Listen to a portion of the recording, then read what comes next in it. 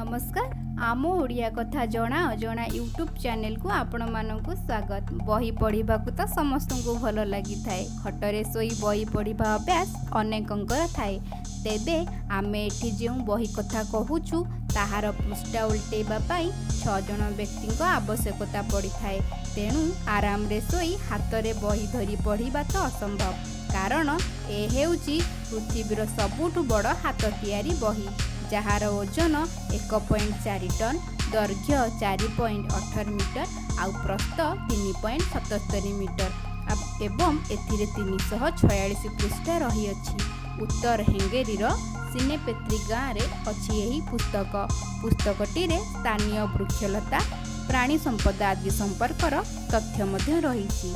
एहार मलाटटी को 13टी आर्जेंटीनिय गाईर चमड़ारे तैयारी करा जाइछि।